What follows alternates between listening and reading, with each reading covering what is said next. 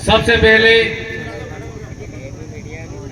लोकसभा चुनाव की ये अंतिम दौर की बैठक आयोजित हो रही है। करवट की धरा को सबसे पहले नमन। और इस सभा में मंच पर विराजमान हमारे पुरखे,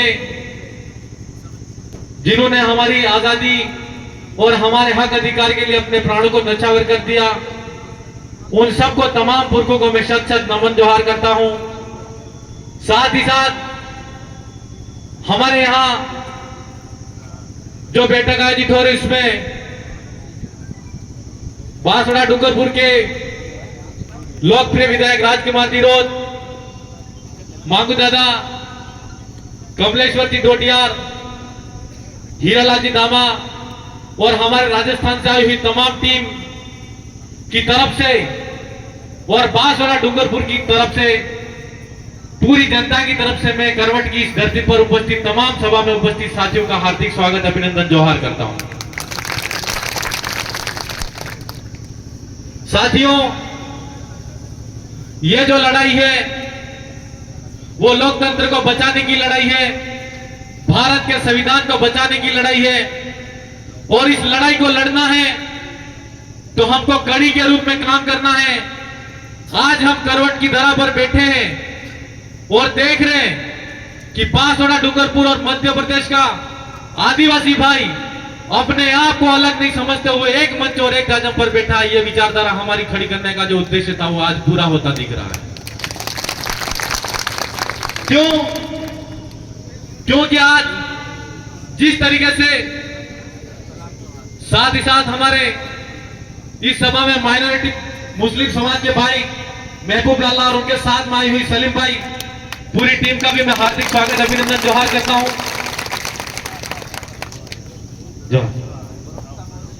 तो युवा साथियों, वडील दादाओं, आप सबसे हम यह कहना चाहते हैं कि यह विचारधारा, यह विचार आज हम देखते हैं मध्य प्रदेश के अंदर हम रॉबिन हुड के नाम से जाने जाने वाले टंटिया मामा, टंटिया भील को जानते हैं।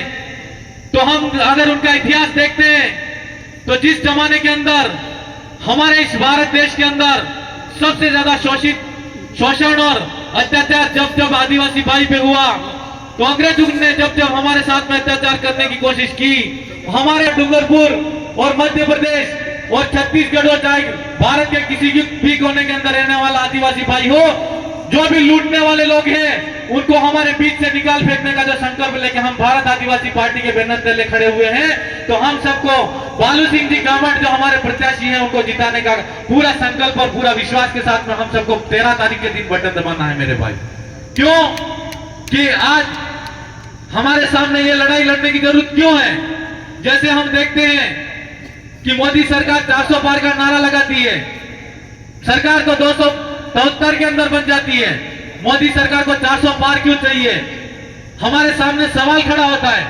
आज हम देखते आ रहे हैं कि हम जब आज की तारीख में 75-74 साल के अंदर कांग्रेस और बीजेपी ने जितने भी नेता हमारे बीच में आए, वो नेता हमारे तो थे, लेकिन उनकी चाबी किसी और के हाथ में थी।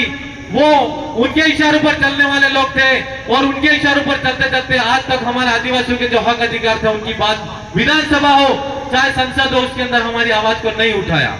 आज भारत आदिवासी पार्टी आदिवासियों के हक अधिकार की बात करती है, भारत के संविधान को बचाने की बात करती है, लोकतंत्र को बचाने की बात करती है, एससी के अधिकारों की बात करती है और ओबीसी के भाइयों के अधिकारों की बात भी करती है। और साथ ही साथ हमारे बीच में मुस्लिम समाज के, माइनॉरिटी समाज के जो भाई हैं उनके हक अधिकारों को भी और उनको बचाने के अधिकार की बात करती है। इसलिए भारत आदिवासी पार्टी का आप लोग सब आज हमारे पास में अंतिम समय है, दिन रात प्रयास कीजिए और निश्चित तौर पर हमको ये चुनाव लोकतंत्र को बचाने का चुनाव है और हमारे सबको आने वाली पीढ़ी को बचाने का चुनाव है। इसलिए इस चुनाव को हमको हर हाल में जीतना है। आज हम कहते हैं कि राजस्थान के अंदर 2018 के अंदर यह विचारधारा खड़ी हुई और उस विचारधारा के माध्यम से हमारे 2 विधायक जयपुर की विधानसभा के अंदर जाते हैं और दक्षिणी राजस्थान के अंदर आजादी के इतने सालों बाद भी कभी भी किसी विधानसभा के अंदर यह बात नहीं आई की आदिवासियों की पहचान नहीं मिली, संस्कृति की बात नहीं हुई, अधिकारों की बात नहीं। 2018 के अंदर जब 2 विधायक हमारे गए तो दक्षिणी राजस्थान के अंदर हमारे आदिवासियों की पहचान दिलाने का काम किया राजकुमार निरोध और राम प्रसाद सिद्धिदौर ने। आज हमारे भोपाल के अंदर, मध्य प्रदेश के अंदर कमलेश्वर जी डोडियार इस विचारधारा के माध्यम से वहां अब मध्य प्रदेश की विधानसभा के अंदर पहुंचे, तो निश्चित तौर पर उन्होंने पहली बार गए 7 दिन के अंदर उन्होंने इस क्षेत्र की जनता और दलित शोषित पीड़ितों की बात कही, आदिवासियों के हक अधिकार की बात कही और निश्चित तौर पर इस विचारधारा को आगे बढ़ाना है और इतना बढ़ाना है कि एक दिन ये जितने गुलाम नेता हैं, आज दिन तक हमारी गुलाम पार्टियों के झंडे उठाकर चलने वाले जो लोग थे, उन्होंने हमारे अधिकार को बेचने का काम किया है, साथ ही साथ हमारे अधिकारों को दबाने का काम किया है। अब वक्त आ गया है, अब को हमारे अधिकारों को हमको टांटिया मामा बनकर, बिरसा मुंडा बनकर हमारे विचारों के साथ में, उनके विचारों के साथ में आगे चलकर उनको लेने का टाइम है मेरे भाई। ये हमारे समाज की, हमारे वहां पर बेणेश्वर धाम के अंदर मावजी महाराज के नाम से एक प्रसिद्ध और हमारे गुरु हुआ करते थे, उन्होंने एक बात कही थी, वागणी की थी कि भीली भाषा में कही थी कि स्वतः जोगनी सेलीवारी में काले तमारो राज आवेगा, स्वतः जोगनी सेलीवारी में काले तमारो राज आवेगा। એટલે કહેવાનો મતલબ એમ है कि આ અમારે स्वतः जोगनी सेलीवारी એટલે અંતિમ લડાઈ है। अगर આની લડાઈમાં अपन सब है मणि लड़ेगा तो निश्चित तौर पर पार करेगा। हमारे राजस्थान में ताण सांसद प्रत्याशी हमारे बीच में एक तो राजकुमार निरोध बैठे हुए हैं, दूसरे दादा मांगू दादा बैठे हैं और एक उदयपुर वाले भाई श्री हमारे प्रकाश भाई बूझ, उन तीनों को हम राजस्थान से संसद के अंदर भेज रहे हैं। हम आप मध्य प्रदेश के तमाम युवा साथियों से और वडील दादाओं से कहना चाहते हैं कि इन तीनों का साथ देने के लिए आप बालू सिंह जी गामट को 13 तारीख के दिन 5 नंबर के बैलेट पेपर पर ऐसा वोट देना और ऐसा बटन दबाना कि फूल का जो निशान है और हाथ का जो निशान है वो हमेशा के लिए खत्म हो जाना चाहिए और गेड़ा डोट का निशान हमेशा के लिए दिखना चाहिए। ये लड़ाई हमारी लोकतंत्र को बचाने की लड़ाई है। साथ में चिट्ठी आ गई है, चिट्ठी आती है तो हमारे राजस्थान के अंदर इस बात पे एक बात और कहना चाहता हूं, आज भारतीय जनता पार्टी की जो सरकार है वो सरकार नीचे के कार्यकर्ताओं को कभी नहीं पूछती है। अभी हमारे धनराज जी पवार कह रहे थे कि अंदर ही अंदर कांग्रेस भी हमारा साथ देना चाहती है और भारतीय जनता पार्टी के कुछ तमाम पदाधिकारी नीचे के वो भी साथ देना चाहते हैं। वो इसलिए देना चाहते हैं, आप सबको पता होगा राजस्थान के अंदर जब पहली बार जो व्यक्ति कुछ भी नहीं बना विधायक बनते ही भारतीय जनता पार्टी ने पर्ची के माध्यम से मुख्यमंत्री बना दिया था। ठीक उसी तरीके से हमारा एक यहाँ पर एससी के मोहन जी यादव को भारतीय जनता पार्टी ने मुख्यमंत्री बनाया है। आप ऐसा मत सोचिएगा कि वो हमारे अधिकार को बचा पाएंगे। क्यों कि Bharatiya Janata party stamp paper और रबर की तरह हमारे आदमी को बना तो देती है, लेकिन वो हमारे अधिकारों की बात नहीं करेगी। आज भारतीय जनता पार्टी और कांग्रेस के जो भाई हैं वो लड़ रहे हैं, लेकिन निश्चित तौर पर वो हमारे हक अधिकार की बात नहीं करेंगे।